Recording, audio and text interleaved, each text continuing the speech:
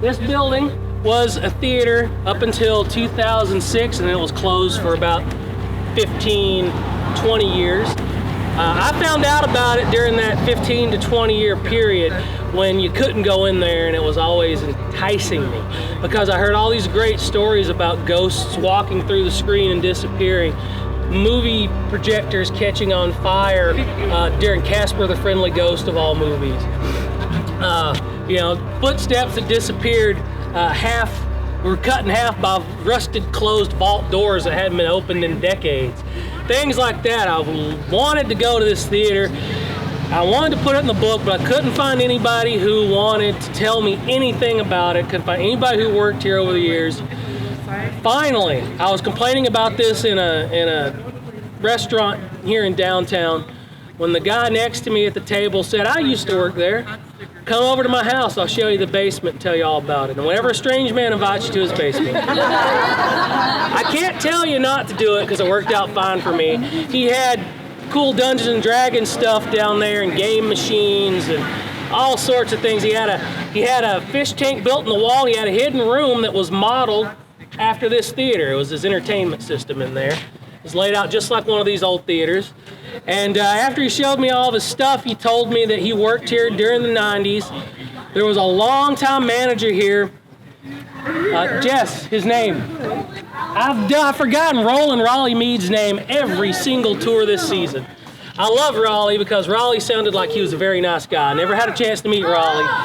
But back in the 90s, Rollie would be walking down from the second floor theater one day when he had a heart attack and died. Someone found him, brought him down to called the paramedics. They brought him to the downstairs lobby.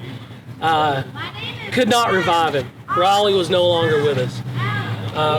And shortly after Rollie died, this gentleman told me that he was sitting in Rollie's office with the new manager discussing business, and they heard footsteps. They saw the doorknob turn. They heard a jingle of keys that Rollie always made when he walked. He wore a huge ring of keys on his hip like a jailer.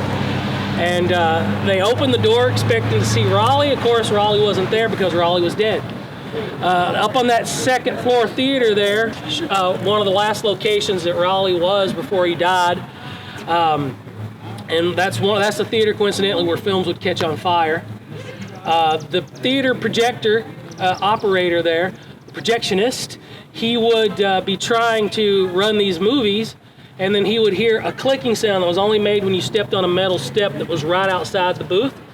And he would also hear the sound of Rollie's keys.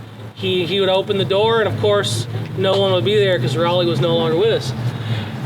Now, there was a West Bend police officer down here on patrol, and they saw a man walking around in that building when it was closed. This was in the mid-2000s. They went in to investigate, thinking there was a trespasser. It was a man who was wearing flannel. He was a hefty man.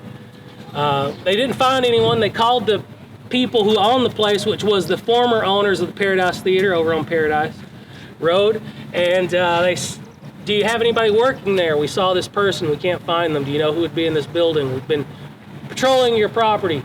They said, no, nobody's there. We have the only key. And they asked what this man looked like. They described him, and they said, well, that's Rollie, but he's been dead for about 20 years.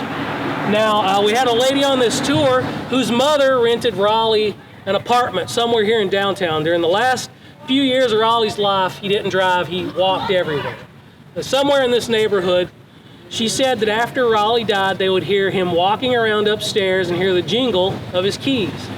Now, it's very unique to have the same phenomena associated with the same person in two different locations.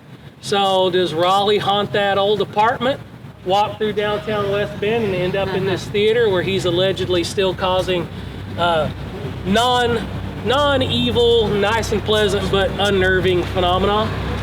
Maybe, because we have had people on this tour actually get their neck brushed right up the road here when we cross that church. So let me know if anybody touches the back of your neck, unless it's actually a tour patron behind you. Because it's happened on this tour before, and I'd love to know about it. Now, this place is obviously still a theater. As you can see, They got a showing of Wonka going on. In the Halloween season, they show a lot of horror movies here. They do an annual showing of Beetlejuice. So how cool would it be to come down here and watch something spooky in the actual haunted theater where Roland, Rollie, might walk by you jingling keys. So definitely come down and check them out.